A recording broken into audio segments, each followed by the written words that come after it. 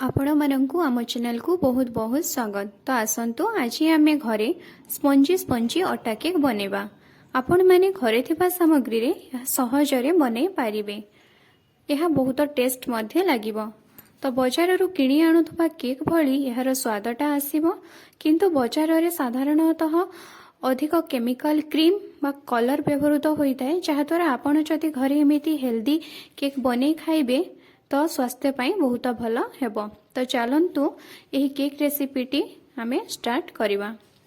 तो एथि पाई मु मेजरमेंट कप भाबरे घरे थिबा चा कप कोटी को नै जाईची।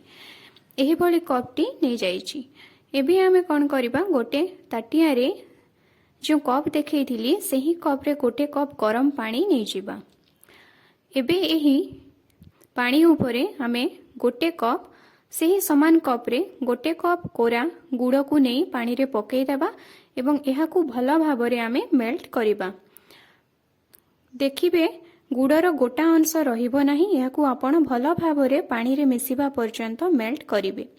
गुड़ मेल्ट होई गला परे जो मेजरमेंट कप टी मु नेइथिली सेही कप रे 2 कप अटा नै जिबा।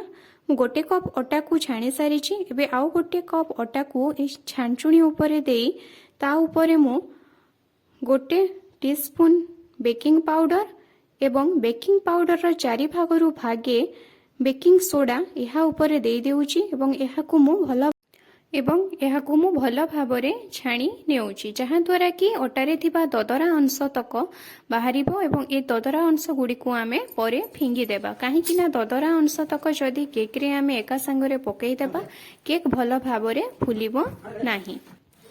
एबे गुड़ पानी एवं अटा को परस्पर सहित भल भाबरे मिसेइबा पई याकू गोटिए डायरेक्शन रे आमे बुलाइबा, जहाँ द्वारा गुड़ पानी और अटा भल भाबरे गोली होई जिबे। देखंतु मु केमिति भल भाबरे गोली देइछि। जदि आपण को यार मिक्सचर टी टाण लागु थाए तो आपण याकू पानिया करिबा पई यहाँ ऊपर किछि गोरस देई पारिबे। एबे यहाँ ऊपर मु जो कप मेजरमेंट भाबरे नहीं थिली सेही कप रो अधा एथिरे मु मेल्टेड घिओ नहीं जाइछि। घिओ को प्रथमे मेल्ट करि देइथिली एवं एहा को मापी से कप रो अधा घिओ मु नहीं जाइछि, किंतु घिओ परे ठंडा होई जाइछि, किंतु मु मापिबा बेले एहा को मेल्ट करिकि ही मापी थिली।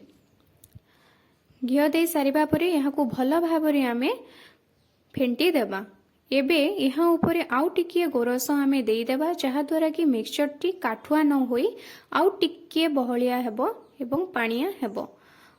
अधिक पानिचिया मध्य करिवे नाही कि अधिक टाण मध्य एही मिक्सचर टी को आपण रखिबे नाही। देखंतु मु केमिति एहार कंसिस्टेंसी टी रखिछि।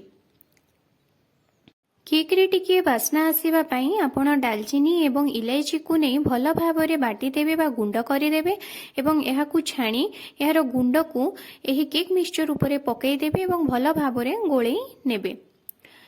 एबे मु कड़ाई रे केक बनेबी, तेणु गैस को ऑन करी ता उपरे कड़ाई बसई देइछि एवं कड़ाई उपरे गोटे थाली देई एहा को प्री हीट हेबा पई छाड़ी देइछि।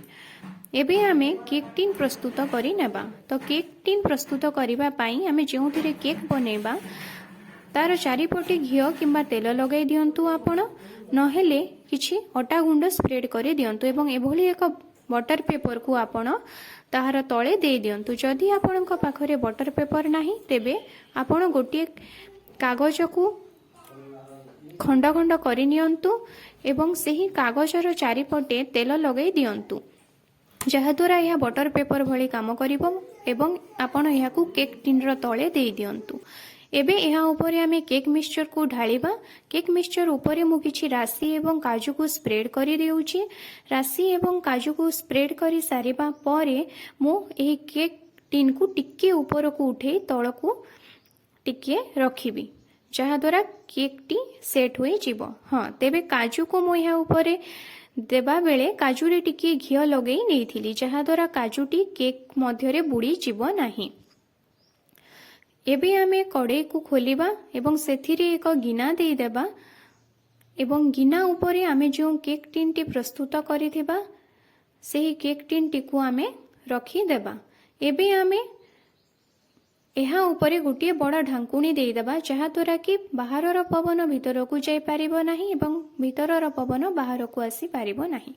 ଏବଂ ଗ୍ୟାସ୍ର ଫ୍ଲେମ୍କୁ ମିଡ଼ିୟମ୍ ଟୁ ହାଇରେ ରଖିବା ଏବଂ ଏହାକୁ 30ରୁ 40 ମିନିଟ୍ ପର୍ଯ୍ୟନ୍ତ ଛାଡ଼ିଦେବା। ଆପଣ ପ୍ରାୟତଃ 40 ମିନିଟ୍ ପର୍ଯ୍ୟନ୍ତ ଛାଡ଼ିକି ହିଁ ଏହି ଢାଙ୍କୁଣୀ ଖୋଲନ୍ତୁ ଏବଂ କେକ୍କୁ ଚେକ୍ କରନ୍ତୁ। 40 ମିନିଟ୍ ପରେ ଦେଖନ୍ତୁ ମୋ କେକ୍ଟି କେମିତି ଭଲ ଭାବରେ ଫୁଲି ଯାଇଛି।